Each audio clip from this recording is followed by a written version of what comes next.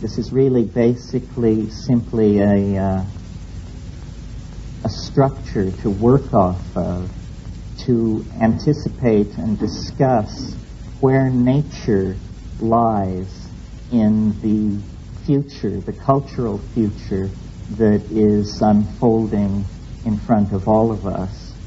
And these times spent, and then of course there were the times in the Amazon, which most of you have heard me lecture on, where the pursuit of psychedelic plants was really in the forefront. But I came to see nature as experienced, meaning as it hits you when you walk around in it and pick at it and carry it with you, that this kind of nature had been read out of the repertoire of images that most people bring to bear on their reality. And consequently, the reality is de-spirited.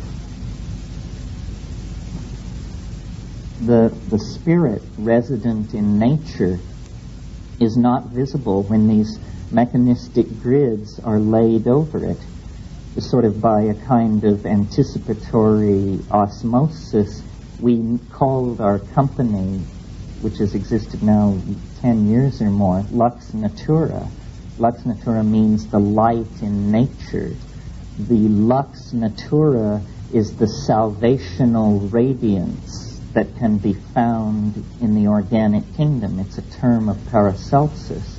And it has slipped from the grip of modern human beings, except in special cases where it is cultivated as a sensitivity, or where it is pursued in the guise of an aspect of the psychedelic experience. So what is nature, and what's so great about it that it should be the center of the mandala? Well, it seems to me that it is psyche in a way that has become occluded by the perverse development of language, so that what we take to be exterior to ourselves and sustained by the laws of physics, which do not arise out of the human mind, is in fact not that at all, but a kind of stratum of expectation that has been laid down by the human journey through time. Now, granted, there are aspects of nature which are not part of the human journey through time, but they are occult from our point of view. They are not expressed, except perhaps through the demonic artifice of an instrumentality. And this has been the course, or the strategy of science, is to use an instrumentality to reveal the mechanics of the occult side of nature. The problem is that this occult side of nature, once explicated, does not yield a satisfying reflection of ourselves. It yields instead a very unflattering reflection of ourselves, if any at all. So, in Hawaii, sitting on the mountainside, you think that you are like Lenin in Germany or something, and you have to politically think it all through so that to whatever degree one's voice is heard, mistakes are not made. Because it seems to me clear that a small miracle is taking place. It is that, and I was saying this to Roy today, it is that our point of view is actually gaining ground. The thing which we least expected to happen, I think, that all this New Age hustle and bustle, though granted that 95% of it is just intellectual noise, and efforts that fail, efforts to coin the perfect analogy that fail, nevertheless, there is a residual 5% that appears to have become the cutting edge of the guiding image of this megaculture. So it becomes important then for people who identify themselves with the human potential movement, spiritual development, the rebirth of intuition, all of these things, to make a place in the plan for the role of nature. And different responses have gone on to that. The Gaia response, which claims nature as a stabilizing feminine force, which I'm all for that. I think that's definitely the image that has to emerge, that the recognition of the presence of control mechanisms which are not coercive but which are Taoistic is a way of coming to terms with nature that we have resisted.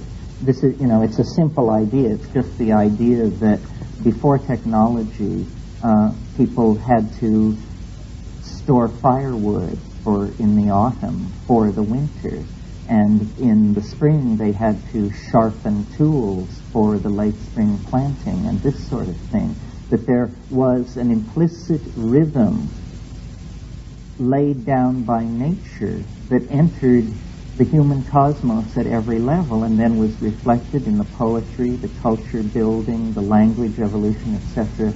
And that when urbanization, other factors removed the influence of these rhythms, ending in the final culmination of the modern city where life under electric light goes on 24 hours a day, there's then a flattening of the human dimension. There is no more a sense of being embedded in flux. There is instead the myth of the eternal culture. It's like Woody Allen, his comment that he didn't like to go to the country because you see all these screen doors with cobwebs in the corners. Well,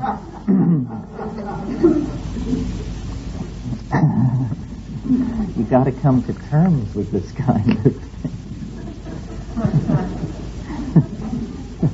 Because there is no question that there is a deepening ambiguity in the present moment. There is a something stealing over global civilization.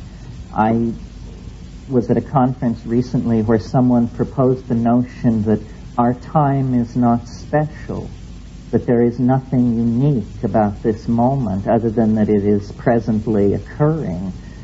I think nothing could be further from the truth, and that actually the deepening ambiguity of the historical experience, which registers in all of us as a sense of how weird it is, how compressed time is, how complicated the interconnections are, is a real phenomenon which eventually will be elucidated. In other words, it will be recognized as a phenomenon. Eventually, there is going to be a break with the prevailing paradigm of historical process. In case you're not aware of it, the prevailing paradigm of historical process is the one which calls itself the trendlessly fluctuating theory. And it says, we trendlessly fluctuate. And to search for a trend is to just be drawn into a kind of cultural hysteria. The fact of the matter is that standing outside the cultural hysteria, the trend is fairly clear. It is a trend toward temporal compression and the emergence of ambiguity. How is it possible?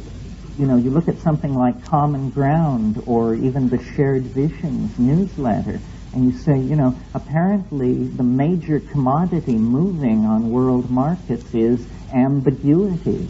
The voices which whisper to us from crystals, herbs, and housewives, the the invisible fields from all dimensions which impinge upon us, the imagined histories and futures which intersect the present moment. I mean, if all of these models, or even a small portion of them, are given credence, then the density of the human experience is considerably deepened. I mean, how many past lives can you keep track of? How many extraterrestrial channels can you have open before you begin to realize that, you know, you're not living in the kind of society like Mom and Dad were used to? So, back to the theme of nature. Nature anticipates all of this and anchors it. Nature is actually the goal at the end of history.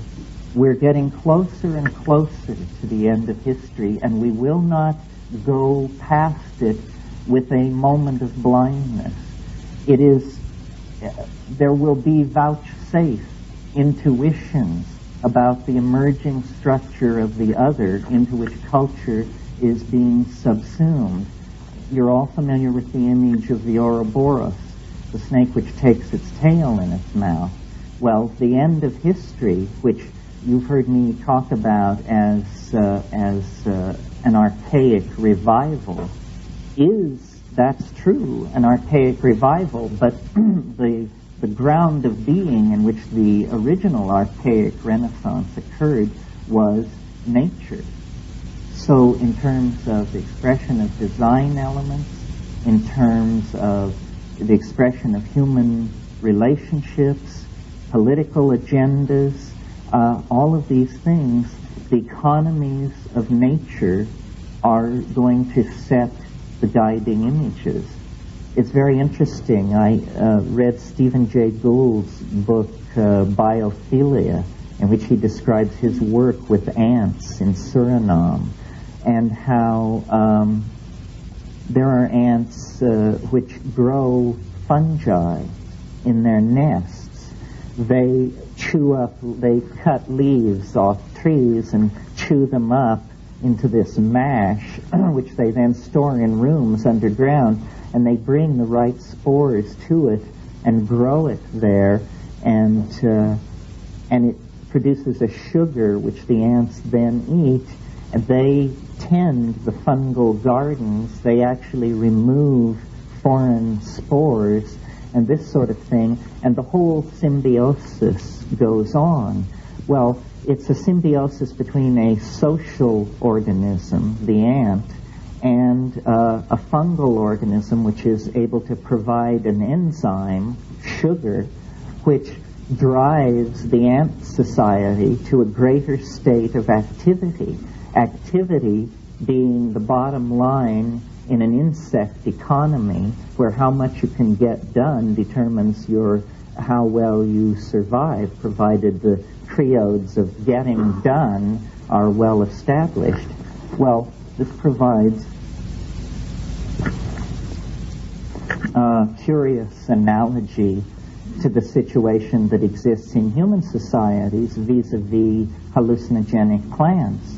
Hallucinogenic plants act as enzymes which stimulate imagination.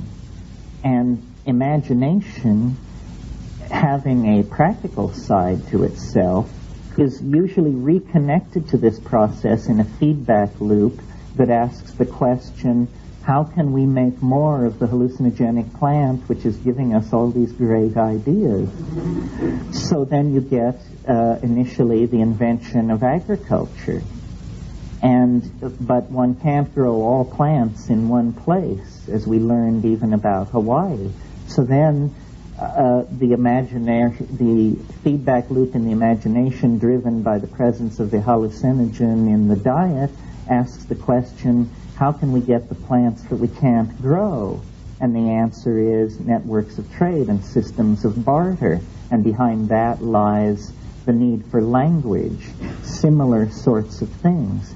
These kinds of symbiotic processes are implicit in the human experience. Some of you have heard another lecture I give which goes into this in great detail, where I actually try to show that the presence of mushrooms in the dung of ungulate animals on the veldt of Africa 150,000 years ago drove a set of processes which resulted in self-reflecting human beings. I won't recapitulate that now, except to say that that process didn't end with the invention of language or the domestication of cattle. It continues right up until the present day. It really is as though, from a planetary point of view, what has happened is an enzyme system called the human species was deputized into an information-gathering mode, sent out as a kind of prodigal subsystem, a kind of episome of the social environment, to cognize the organization of the natural world through a process called human history, or the historical advance of understanding toward sufficiently complete modeling of the ground that closure could occur. And that is now, I think, what is happening, that the human species, which was deputized for Gaia into the fall into profane time, the time of non-participation in the immediacy of the Tao, through a series of successive linguistic declensions. That's what it was. I mean, this begins to sound almost biblical, because what we're saying is there's a fall, and the fall is somehow related to a confusion of languages, not one from another, but from the object of experience. And as the language became less and less natural, the world of the species using this language became less and less natural, because the evolution of symbols became moved toward the abstract, became the realization of ideals. Notice that as early as Platonic philosophy, and I'm not sure, well, no, even in pre-Socratic philosophy, you get the enunciation of abstractions, great overweening concepts which subsume large sets of particulars underneath them. And this ability to subsume the particulars under a name, which is a class name, is the beginning of this process of replacing the natural language with the symbolic structures that then interfere between soul and nature. The reason for this process we can really only guess at.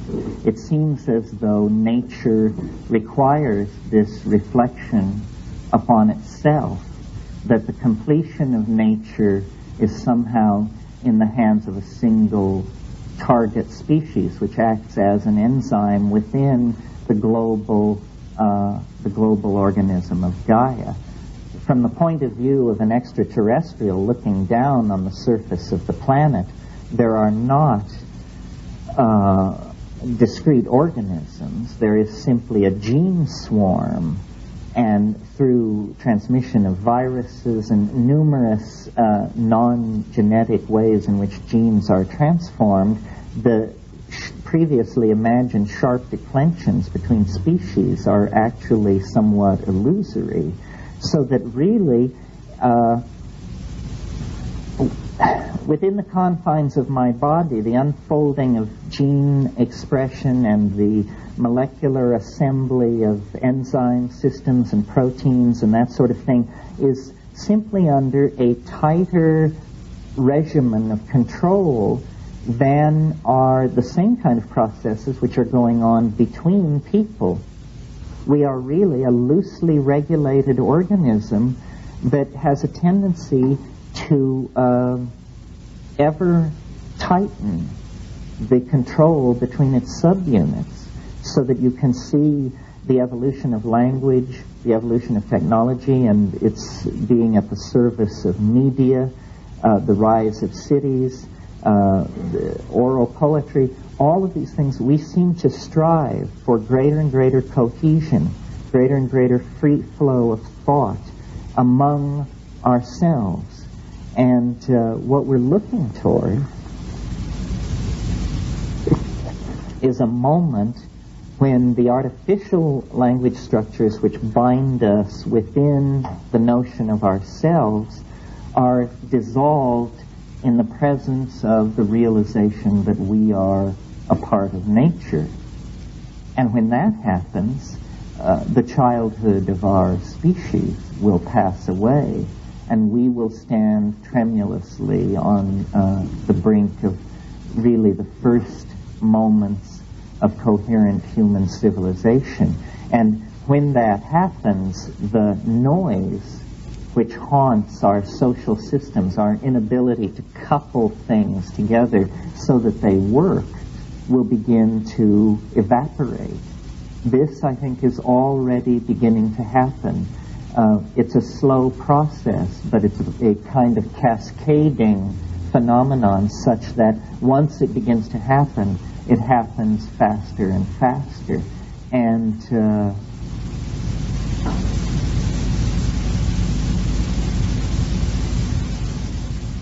the mirroring of psyche that was always the glamour, if you will, which stood behind nature, is correctly perceived with greater and greater clarity as this process proceeds. And this correct perceiving of nature's relationship to self and language is the essence of all of these cultural vectors that are converging. Feminism, the exploration of space, the perfection of the thinking machine, or of the human-machine interface, the mysterium tremendum at the core of the psychedelic experience. All of these things are, I think, going to be seen as anticipations of this post-historical state, which lies beyond the working out of the themes that have been set in motion by materialistic science. In other words, the forces that are being set in motion and sustained by so-called new thought, new age thinking. This is why, because this seems to be happening, because it seems that we, and by we I mean all of us, did in fact identify early on a trend in society which is now going to have enormous repercussions, that there is a responsibility to clear thinking about what this thing is and how it works. There seems to be a kind of a rush to get in line with the sloppiest metaphor as quickly as possible, so that, and there have been a number of, let's say, syncretic faiths or new myths that have arisen and competed with each other with greater and lesser degrees of success. I suppose this is a healthy thing, except that it gives such comfort to the people who think we're all airheads. They observe all this, and it confirms for them that it's a hopeless lot. Nevertheless,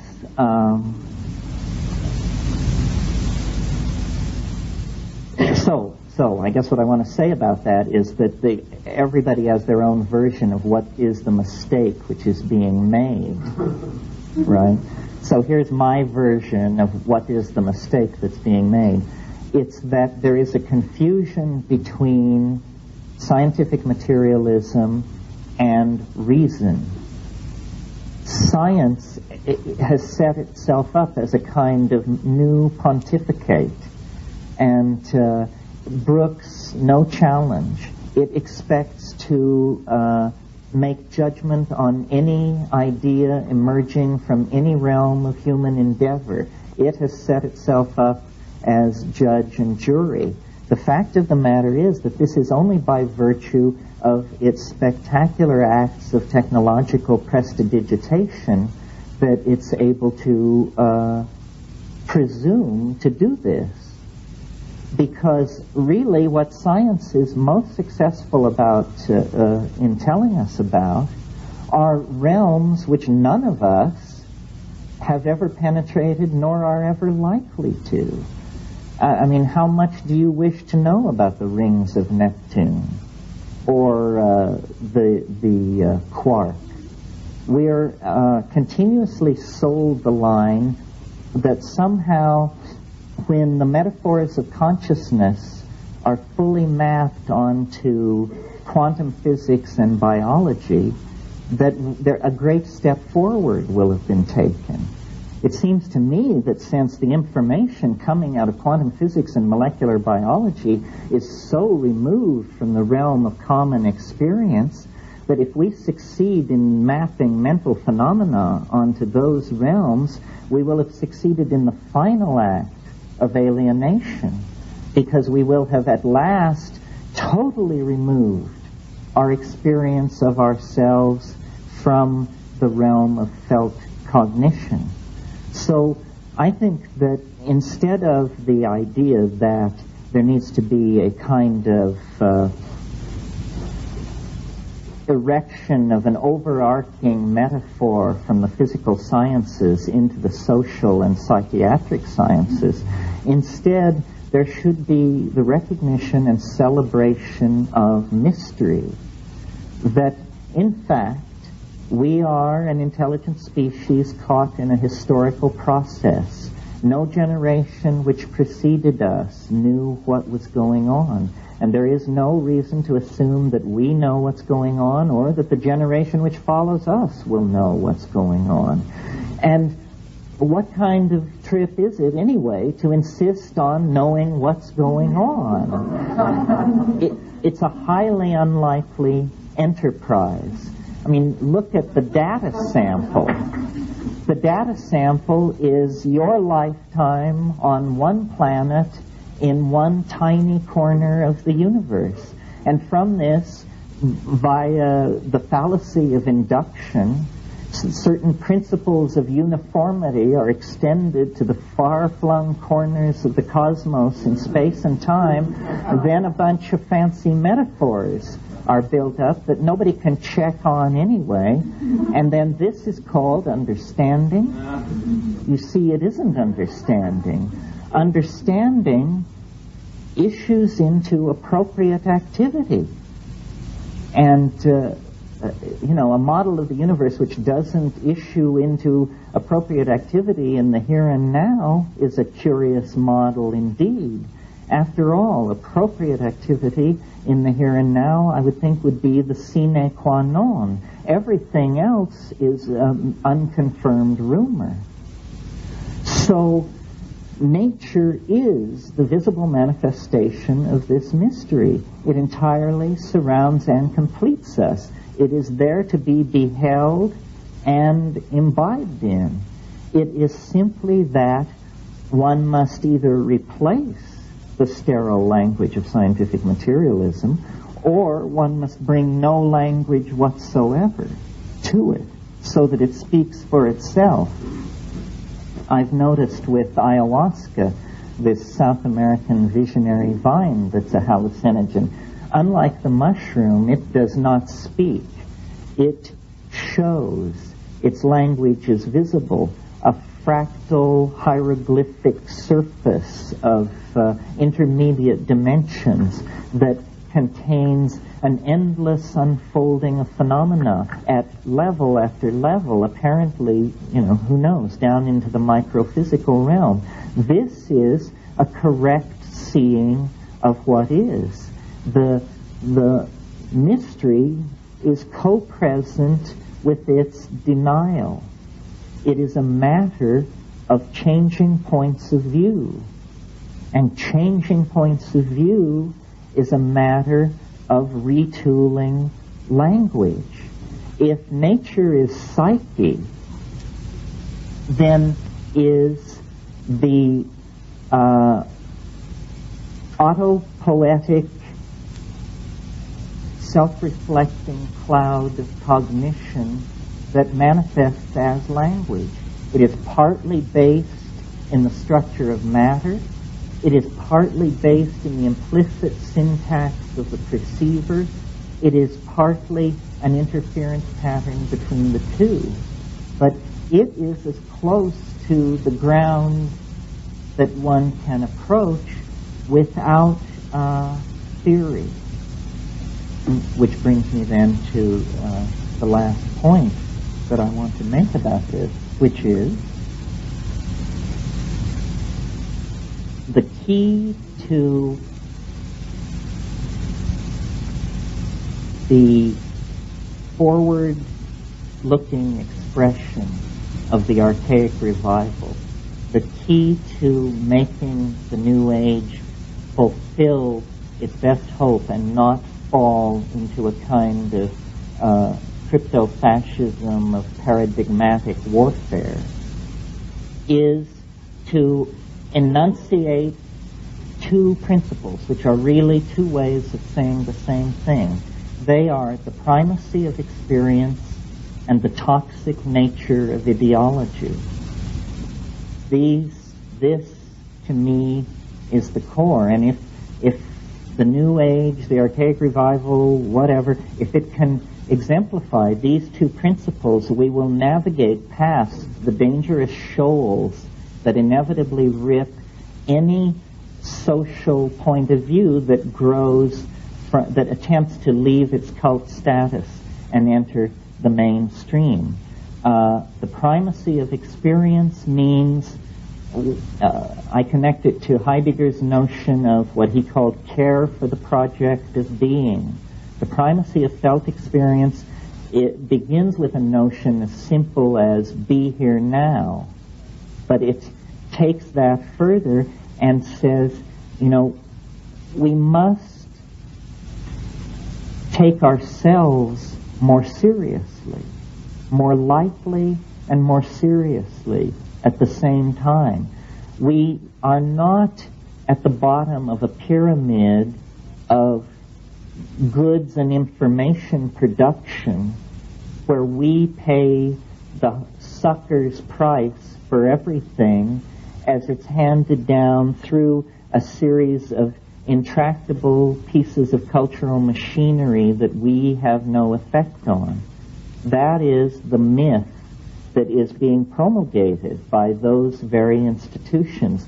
The myth of the hapless consumer, the myth of the meaning of faddism, that there is in fact a meaning to switching from one ideology to another ideology, the way hemlines and perfumes and decorator colors come and go. This kind of allowing ourselves to be self-victimized.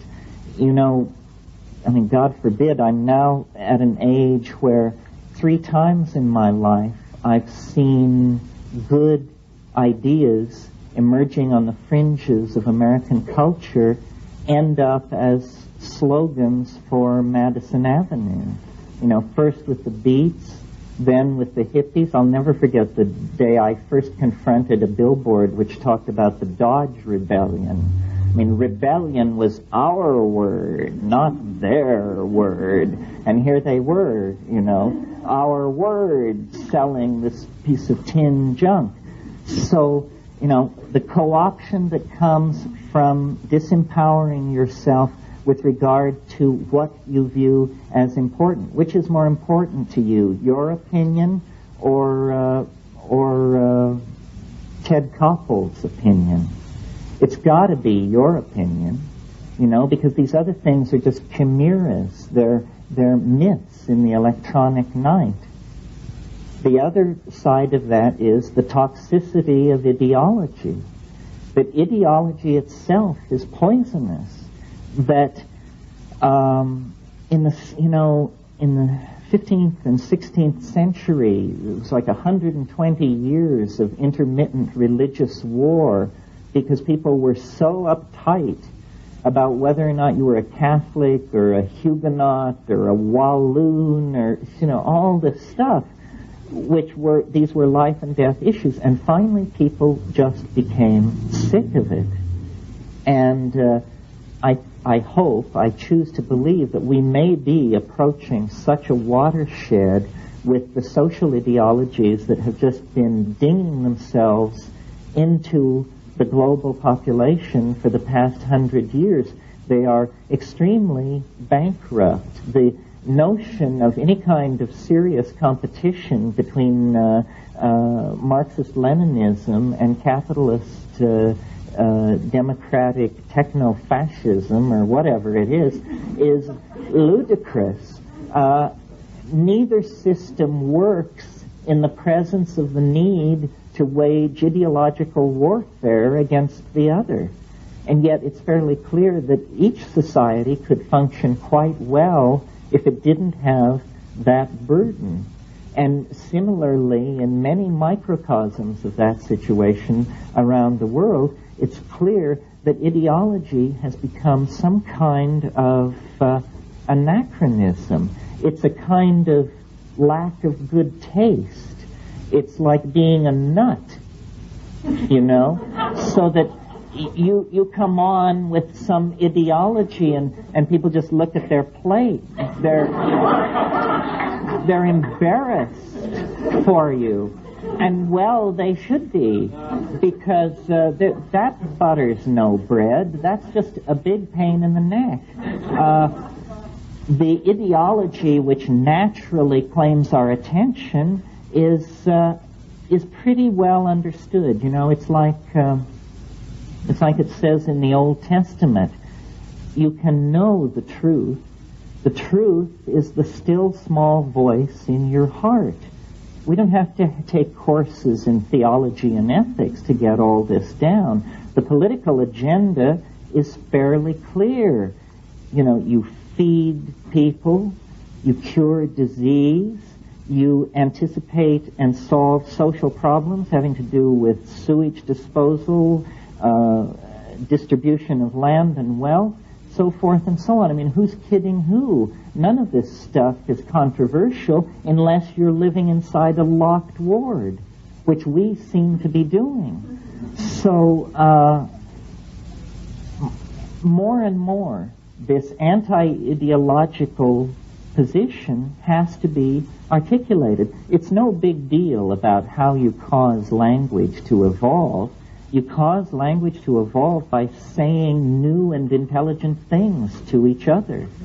And then other people say, oh, well, so this thing that I've always thought but never felt like saying is actually legitimate and okay, and I can say it and I will say it. And then it begins to move like a wave through society. I mean, you will be told that for me to advocate the poisonous nature of ideology without calling it anarchy is to peddle my own private ideology. But this is absurd. It's like saying if someone tells you not to drive, that they're advocating a certain style of driving. That isn't it at all, It's a translation of level. It's something entirely different. Both of these things, the toxic nature of ideology and the importance of the felt presence of immediate experience, can be brought together under the notion that we cannot afford the continued existence of what has been called throughout most of the 20th century the unconscious. That the unconscious is actually a kind of neurotic excuse for not getting our act together as a species. It is a kind of infantilism, a giving of permission by each of us to all of us to not get our act together. And the way in which the unconscious is eliminated is by turning the language machinery back upon itself and reflecting on the process of attention. This is what Buddhism is all about. Attention to attention, awareness of the modality of the cognitive process. Don't be fooled by yourself. Don't be made a sucker of by yourself. Just rise above that possibility by paying attention. Attention to attention causes the light of language to fall into these dark and unilluminated corners where infantilism is tolerated in the individual personality. To oneself has a kind of a morphogenic field effect, a kind of chain reaction which sweeps through society. This is, I just believe, what all these gurus are always trying to say in a somewhat, I don't know, more concrete and therefore somewhat less convincing fashion. But it's simply that the act of conscious self-inspection creates more conscious people, which create a more conscious society, which erodes the possibility of the poisonous and toxic effects of ideology. This is what psychedelics were and are about in terms of their social position and their legal position in society. Psychedelics are illegal not because a loving government is concerned that you may jump out of a third-story window. Psychedelics are illegal because they dissolve opinion structures and culturally laid down models of behavior and information processing. They open you up to the possibility that everything you know is wrong. And, government and society spend a lot of money educating you into being a loyal worker, consumer, debt payer, and citizen. So if anarchy is to have a meaning, and I think it is the great future for human society, because what it means is only responsible human beings can exist in an anarchistic society. To the degree that people are responsible, we will have anarchy. And the reason America, I believe, historically has been so successful is because it's really a place where you can almost get away with anything. And if that is lost, if monolithic ideologies throw a damper on that, then cultural momentum will pass to other cultures. And in fact, to some degree, I see this coming. We had a conversation with a prominent politician recently, and he pointed out that Japan is now the leading Western country. This indicates a cultural crisis of some depth for the ideals of the American Constitution.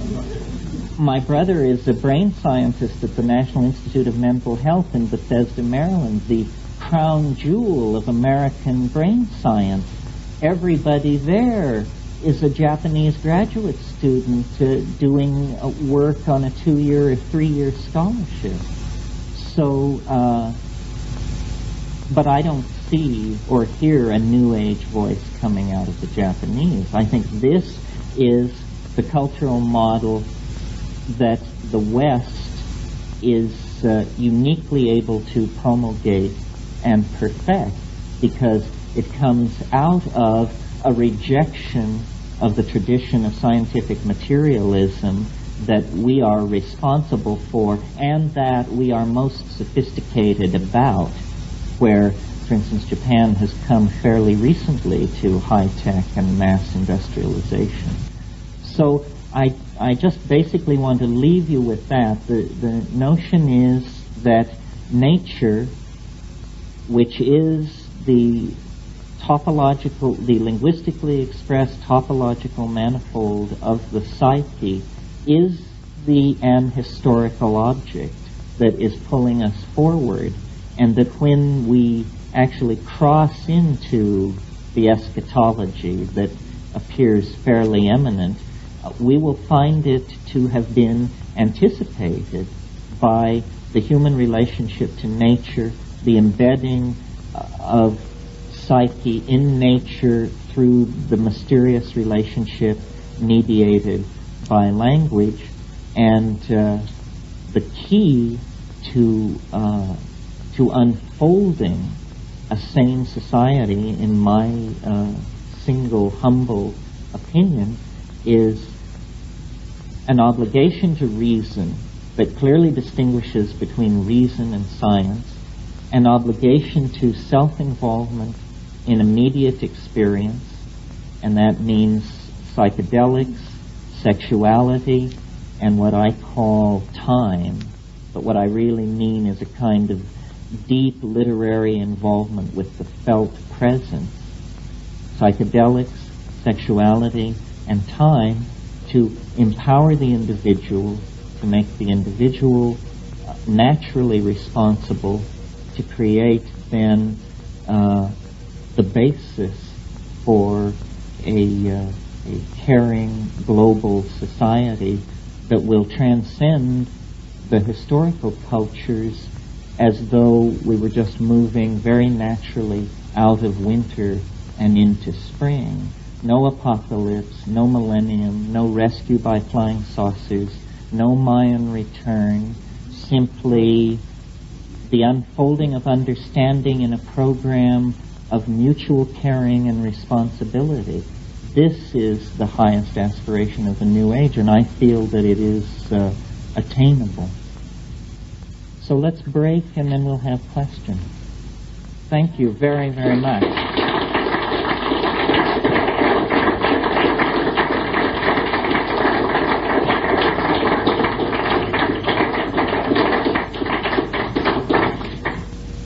Okay, is there any kind of response to this evening's talk? Wonderful, yes. In my daily life, I can do a yoga practice, and I can maintain a certain amount of purity of perspective through diet and through meditation, things like that. And if I take a psychedelic drug, it makes it very difficult for me to function in the world, because almost too much information is coming in order to do day-to-day things. So your question is, how do you integrate taking psychedelics into an ordinary workaday existence?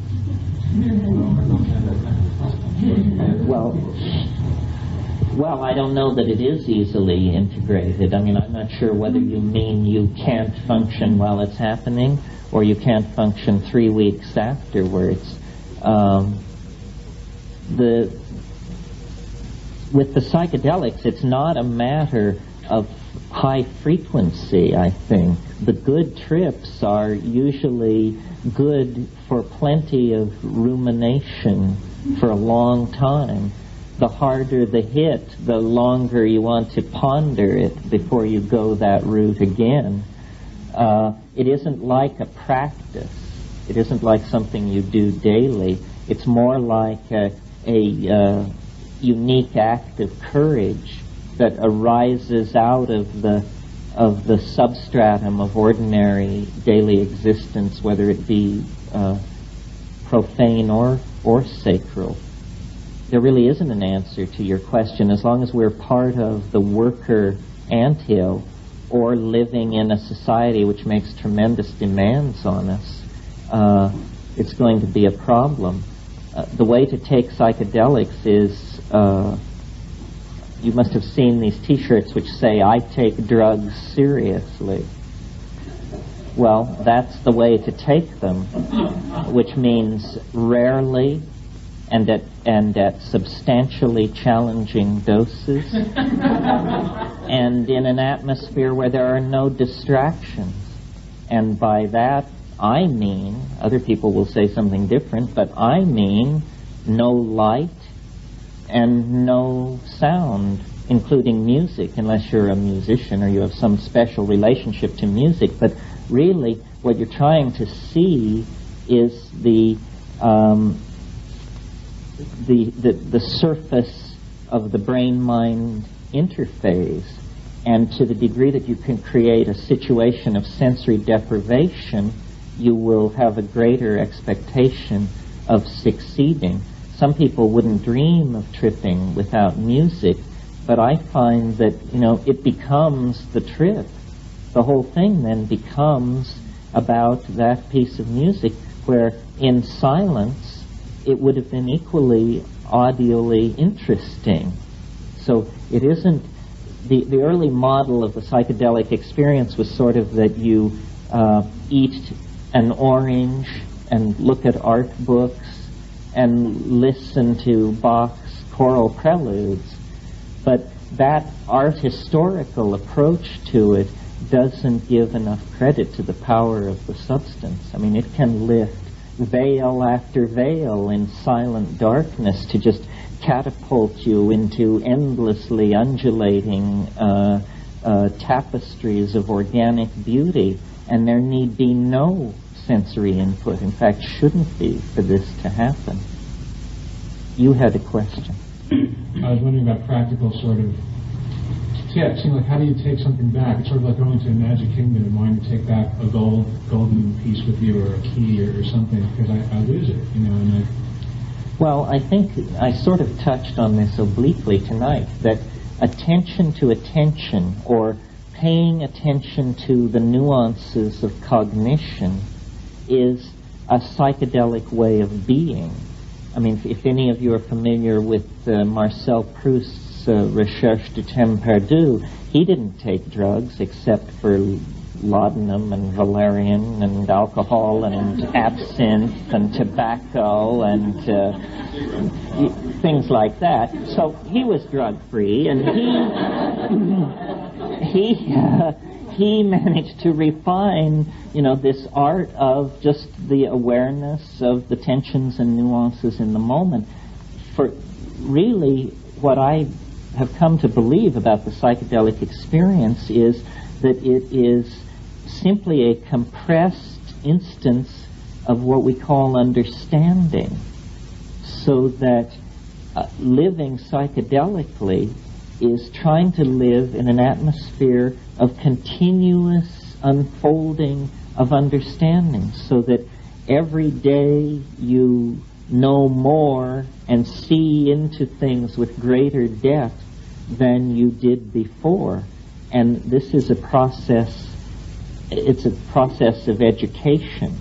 What the psychedelic experience is it's the process of education so compressed that it has become a cascade of actual visual images, which, rather than a kind of slow unfoldment of linked perceptions, but really attention to attention and appreciation of the immediate. I always think, when this comes up, of William Blake's advice. Blake was, as you know, a great mystical, visionary English poet who spoke with angels and had these wonderful visions of the angelic world. And he was asked what was the secret of his angelic poetry, and he said, attend the minute particulars. That's all. Just attend the minute particulars. And what he meant was to focus attention in the moment, not to betray attention into expectation born of abstraction, or regret born of misplaced assumption, or of remembrance born of boredom and alienation in the moment, but just to attend the minute particulars. It's a way of training. It's like yoga. People think that psychedelics are somehow the easy way out. This is what people think who wouldn't dare dream of taking one. And it's not because it's the easy way out. It's because they sense the reality of it, the reality of the fact of it, and the challenge of assimilating it. I mean, it's very real. It's not a metaphor. It's not an analogy.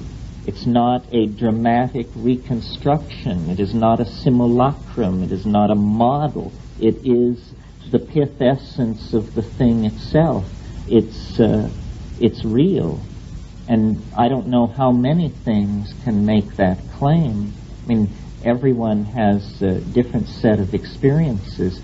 My own experiences have of the other, of the transcendent, naked beauty of truth, have almost all entirely come out of the psychedelic realm or out of involvement with the viscerality of my emotions. You know, the death of my mother, the birth of my children, the act of marrying someone, not else, but those. So I think it's about attending the minute particulars as a kind of practice. It may not get you anywhere for several years, but if you attend the minute particulars, cultivate an ongoing stream of self-description, telling yourself what is happening.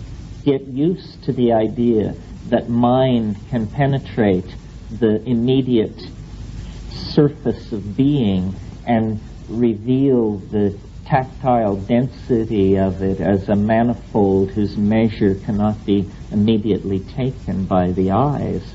That it's deep, it's connected, it's complex. Everything holds within itself the anticipation and the memory of everything else.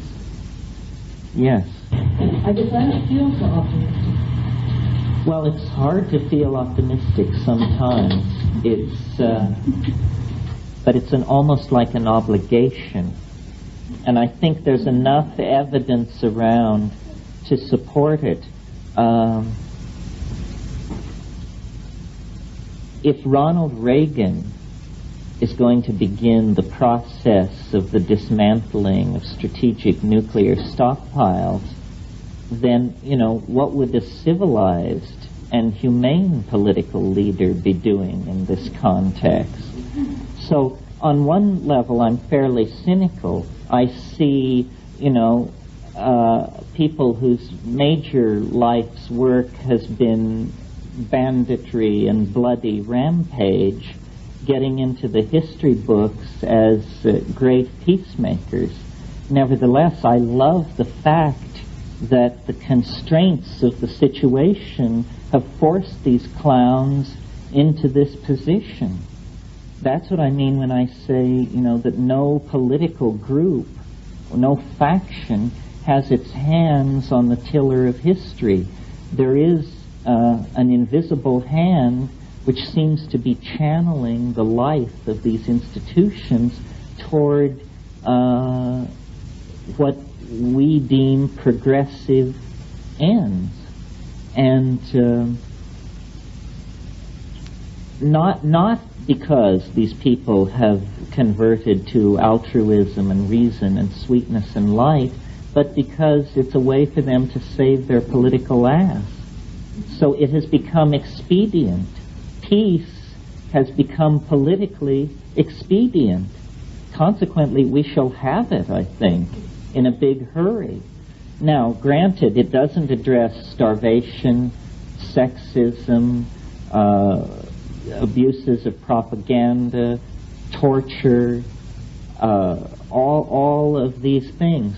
But I feel like that there is a kind of a logjam in human affairs that formed in the late 60s, where we all looked over into the future and saw what it was, and the governing agencies froze with terror and attempted to halt the onrushing momentum of the 20th century, to not only make psychedelic drugs illegal for the public, but to actually end scientific research into them. This is phenomenal. Scientific research is supposed to be freely pursued in any field. That's the banner under which science rides its horse. But apparently this doesn't apply to hallucinogens. freezing all dialogue on disarmament, freezing all dialogue on the retraction of the projection globally of imperial power and strategic stockpiles. All this was frozen in place in the late 60s, and it's only now beginning to give way. The future has a momentum that no institution can deny, and the 25 years of constipated dithering that we have just come through has only meant that now the transition into the new order will be that much more sudden and that much more complete. So I guess I am optimistic. In the micro, I see many causes for pessimism, but generally I think things globally are working out fine. Now it may be, and I addressed this tonight in the talk a little bit, it may be that a sane, humane, and well-fed world is coming into being, but it may not be led by the United States of America. We, muscle-bound with strategic arsenals, unable to produce things which the rest of the world wants to buy, entertaining a massive trade deficit, tolerant of reactionary, pseudo-religious forms of political crypto-fascism. We are, I hope no one's offended by that, we are not exactly in the best position to lead the charge into this great and glorious future. A society with a tradition of resource management like Japan is perhaps in a much better position, although then there are other problems. Japan speaks a language no one understands. It's going to be quite a world if the power of the projection of the Japanese cultural self-image is to become so overwhelming that Japanese is to become the dominant language of the West, although this is a possibility. Certainly, if any of you are familiar with the fiction of William Gibson, and if you're not, I urge it upon you. This is some of the most exciting science fiction being written. He pictures a world where Japanese cultural dominance, I would say, is a primary factor. So yes, I'm optimistic. We have to be. It's the only game in town. And look at the opportunities. It's simply a matter of insisting on human values garnered from the felt experience of the moment and holding back the toxic effects of ideology. In other words, this anarchic prescription that I sort of put forth this evening, mainly holding back the toxic effects of ideology, because then we can create a sane world if we just recognize that pragmatism, love for each other, and a reasonable amount of goodwill will do quite nicely, I think, if the shriller voices, the ideologically driven voices, can be made déclassé, not repressed, just simply recognized as tasteless, you know. Anything else? Yes. Could you reflect on what culture will be like after the end of time, and what the end of time has to do with what you said tonight? What kind of time?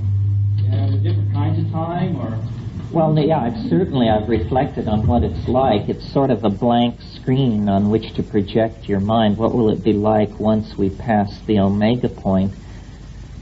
I'm not really sure. I mean, you can take two approaches to it. You can take the sort of the Deus Ex Machina approach, which means we can't know what it is because it's going to be so wonderful. It's going to be like the descent of the flying saucers, and we will all march into the four-gated city, and that will be it.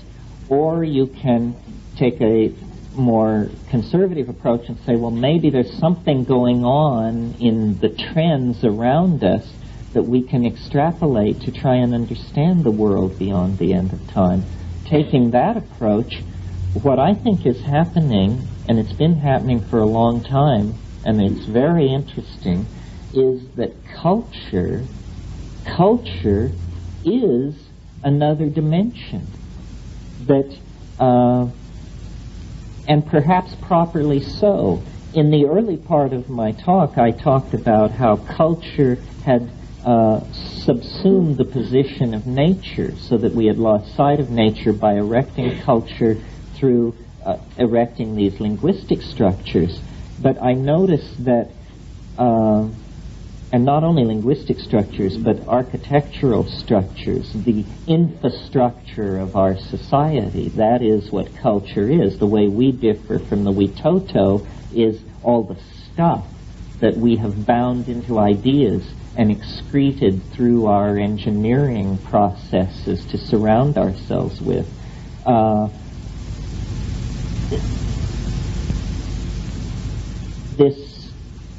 This dimension, which is culture, is becoming ever more all-inclusive, at the same time that it's also becoming, strangely enough, ever more ethereal, ever less material.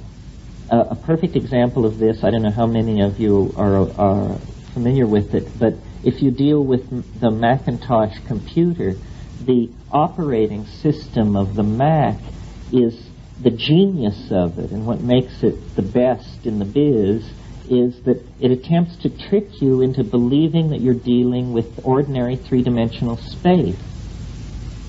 You know, you don't type in commands, you don't choose printed options, you move in a symbolic representation of three-dimensional space. Well, again, to mention William Gibson and his novels, what he imagines is simply a larger version of this conventionalized symbolic representation of three-dimensional space, so that you enter, in his novels, his characters enter into a world where the Bank of America database is perceived as a huge red rectangle, hundreds of feet in height, in a certain spot in the memory of this global computer. And yes, it's cyberspace. And near it is the memory bank of Wells Fargo or something else. So that when you enter into cyberspace, ordinary reality is replaced by a symbolic representation of the informational content of ordinary reality. Well, this is in fact happening. It's happening at a very rapid rate. So the dimension which we call culture, which we have previously erected in the three-dimensional world around us through the intercession of what we call manufacturing and architecture, is very rapidly being internalized and erected as cyberspace, this alternative dimension to ordinary three-dimensional space in which our minds are able to move like fish in water. What I think lies beyond the end of time is a very concrete realization of this other dimension. That's why things like the time wave that I've developed and some of these other projections run off the scale. The world beyond the end of history is literally not mappable in the lower order set of mappings that are applicable to history. So it is like being downloaded into circuitry. It's possible to conceive of the entire human species fitting into the area of a large refrigerator in cyberspace, so that the goal of history is the creation of a mirror image of culture in the cyberspatial dimension, so that culture in the dimension of nature can be slowly retracted